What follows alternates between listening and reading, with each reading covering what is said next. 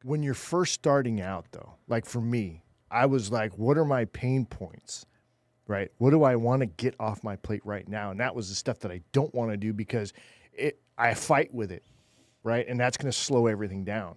So by hiring into that spot where I can get the cold caller that I need, right, and then I can help with the admin stuff that I don't want to do, I can move faster and leaner.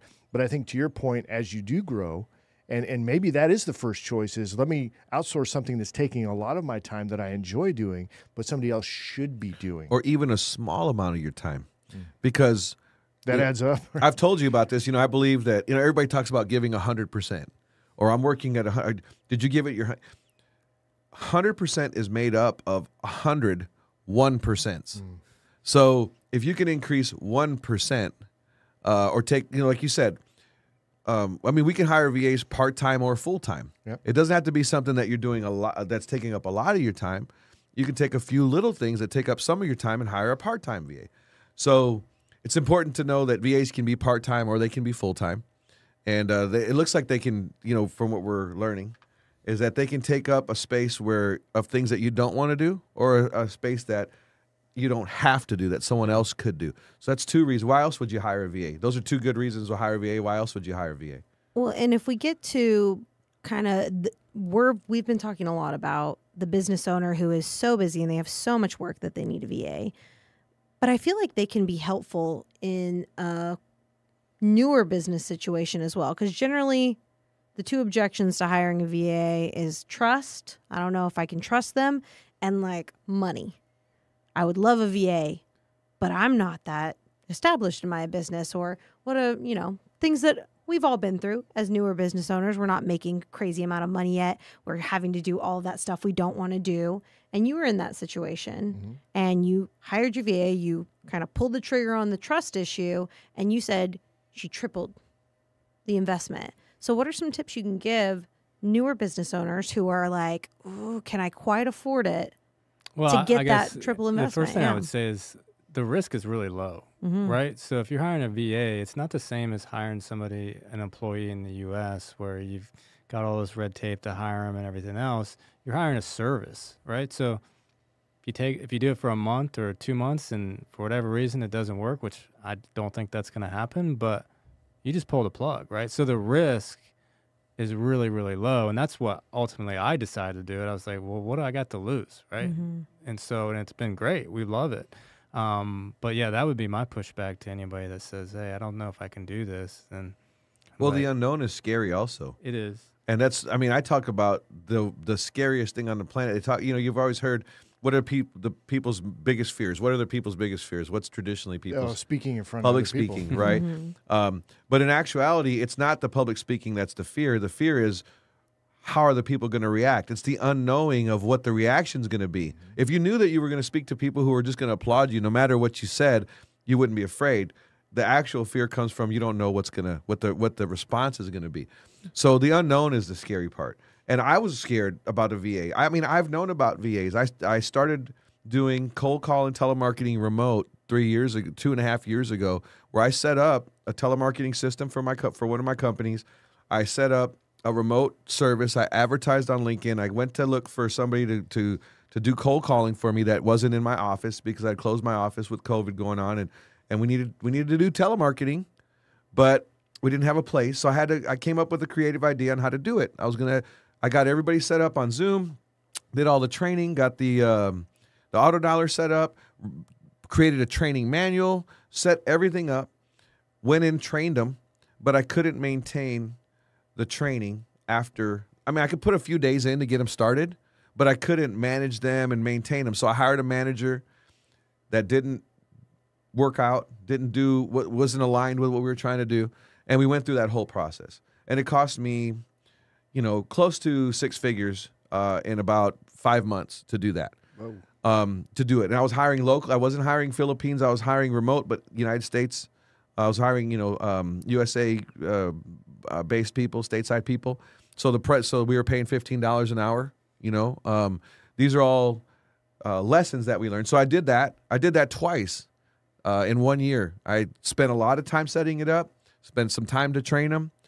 Hired some, fired some, went back and forth, did all that. And I'm doing it myself while I'm running another business. I'm doing a lot of other interests and things that I have involved in, and I've got, family and all these other things.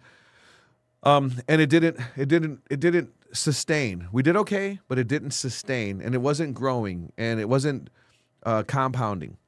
So all that time, I was thinking I should hire a VA. People were telling me, you should get VAs to do this. You should get a VA. I didn't know where to find them. I didn't know how it was going to be.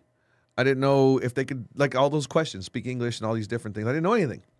So what happened was analyzation turned into paralyzation, which turned into doing the same old thing over and over again, getting on it, and turned into insanitization. And then along comes Mark. Right, really. Here comes Mark, who says about it. And I'm like, we're having dinner. At this time, he's got one VA. And she actually was the person who reached out to us, to our company, and got me on his first podcast show and so on. And he was telling me, you should hire a VA. And I'm like, yeah, sure. This guy. Been there. Yeah. Oh, yeah. We've tried all kinds of stuff, and I know everything and whatever. So Mark's got one VA. Then another one, and then another one. And then he says, man, I'm going to start offering this as a service. I think I can make this even better than what I was getting. And then you start to see that service develop. And now Kruk has got, and Mark is running 17 VAs. Yeah, so let's get into that. What I think is interesting, too. Did you start as a VA company? No.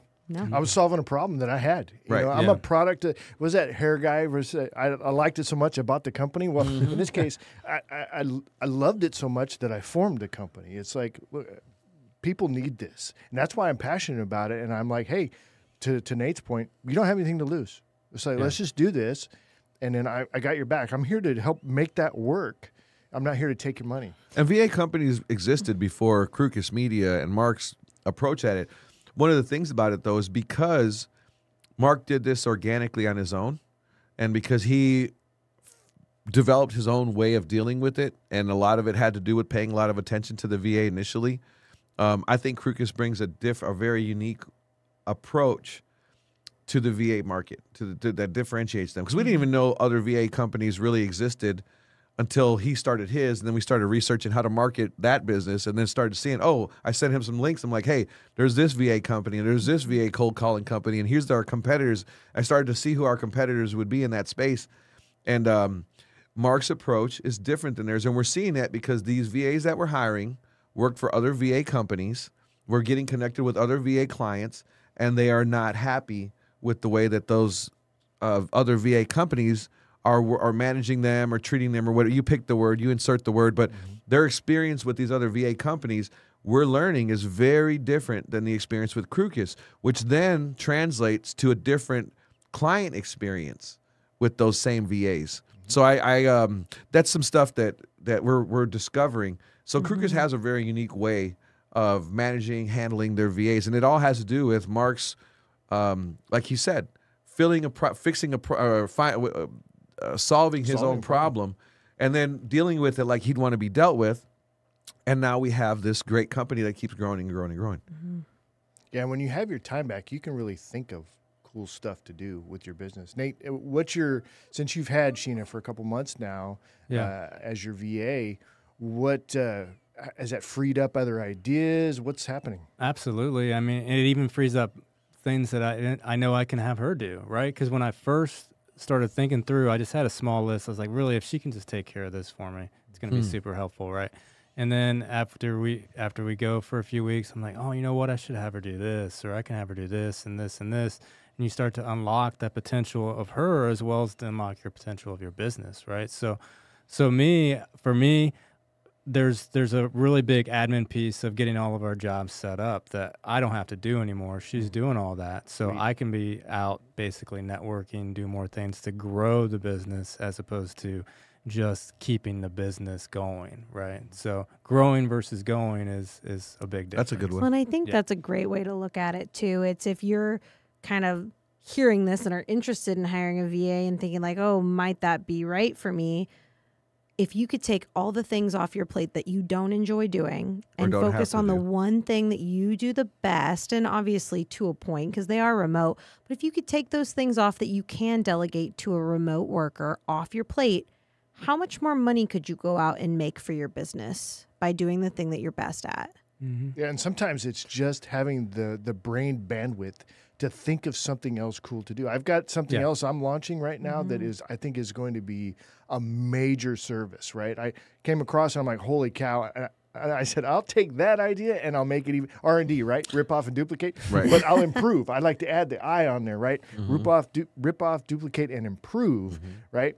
That's my whole thing. But it's because I have the bandwidth. And then, which is funny, and I know Heather would get a kick out of this, is that I totally think about it as like, okay, what do I have to do? And then how do I leverage this out so that my folks can take care of this thing? And I've got that all figured out. And I'm probably 50, 60% done with the project, and it's just been a day and a half. Right.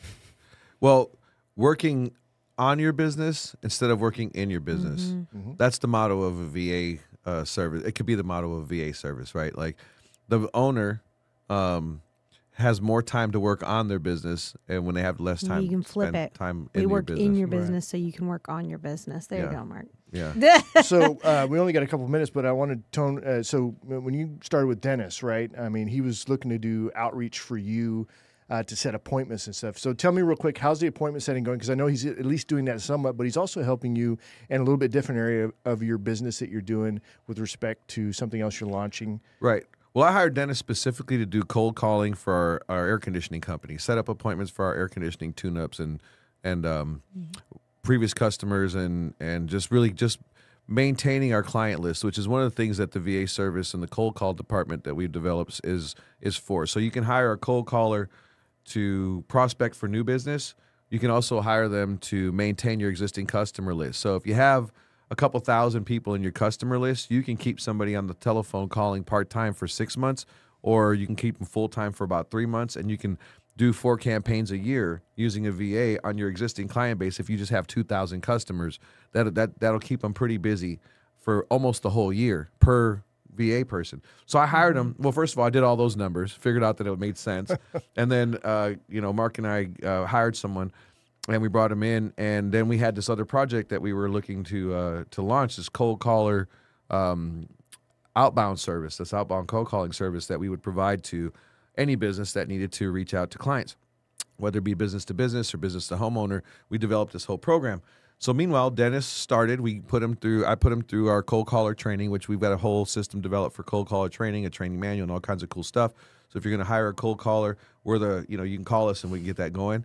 But once we put him through that training, and he started instantly being able to set leads with previous customers, which we would call a kind of a warm lead in the warm cold world, because they weren't expecting us to call, but at least they knew who we were. Yeah. And he did well setting appointments doing that. Meanwhile, this other project is underway. Well, Dennis was interested in growing into other things. At least that's what everybody says when you're interviewing him. So we gave him the opportunity. So during the training, I was having him update the training manual as we were training. And we started to see that he could produce paperwork, literature. And then there was some things that came up where we wanted to document the process. I said, oh, you know what? For the next person, write this down. Let's make a sheet for this. And he said, okay. So he did that. So I gave him these assignments, these micro assignments. He didn't even know he was being tested and interviewed to see about this other thing. So he started accomplishing all the micro assignments. And now, I'll just fast forward, there's a bunch of little stuff in there, but at the end of the day, now Dennis is going to he's been promoted to the cold caller culture creation department. He's going to be the person in charge of developing the new clients and training the new people like him when they come in. So a VA can morph into other things. And we're seeing this happen across the board. That's how Mark got to hire more and more and more. That's how we're doing this more and more and more. It's just, you'd be really surprised at these other parts of the world where they see the opportunity. See, I'm going to tell a quick story. Why do you think, or ask you a question and then tell a story. Why do you think people from other countries, this is a proven fact, people from other countries have a 40% better chance of becoming millionaires in the United States than citizens in the United States? Do you know why that is? Well, I figured they're really hungry to seize opportunity when it's available that they don't have in their own country. Yeah, Mark's spoiling everything. Do you have any other ideas? I was just thinking they don't have the fear to fail. Right? Okay. Any other reasons why you think that they would be successful? They probably look at our system from a completely different perspective as well. I mean, they're coming from totally outside the cultural. Sure. all those things are right. You guys are really dead on. You're too smart for these questions. Because what you usually get a lot of times, there's a lot of syndicality out there. So a lot of people think, oh, these people from other countries they work together as their community, or there's programs that they can get to get money. But I remember when I was growing up, and everybody, foreigners started buying a lot of the convenience stores and the laundromats, right? And they would say, well, how can they do that? They get over here and they get this. And, well, a lot of people thought, they pool their money together. You just don't know, because they seem to be successful all the time. But the fact is what you said. It's that they recognize, like where they live, they can't do these things. They can't get hired. They can't move up the chain. There is a class system, or there's an educational barrier, or there's a connection system, or there's systematic limitations in other countries that we don't have here, and they see that. So when they come, they realize that there's the barriers and we don't see this as we grow up with all these freedoms and all these different opportunities, and we take them so for granted, and it's getting worse and worse, but they're not polluted by that. So a lot of these VAs are going to perform for you at a level that's going to be hard to match for the same dollar amount with a person that's been in this society. It's just and that's the thing. We're playing a different game, and I think as entrepreneurs, we have a responsibility to our own business, our own family, and our own employees, is to be fresh with our perspective and approach things. And how can I do this better? How can I do it more efficiently? And how can I make the experience better for everybody? And VA hiring out of the Philippines allows us to do that. So if you're a company out there, maybe you're struggling with this idea of that, I would say just listen to what was said and take the risk. Let's have a conversation about what you can do to take your business to the next level, and give great people great opportunities around the world, and solve your problems and have some fun. Get your time back with your business. Well, I appreciate everybody coming in today. I know taking time out of your busy day to talk about one of my favorite topics. It means a lot to me, so I appreciate it. All right, as we wrap up the show, a quick reminder to check out our latest podcast or catch video versions of the show anytime by visiting our website at satalkradio.com. It's going to be it for us. You guys have a great week, and we'll see you on the next one.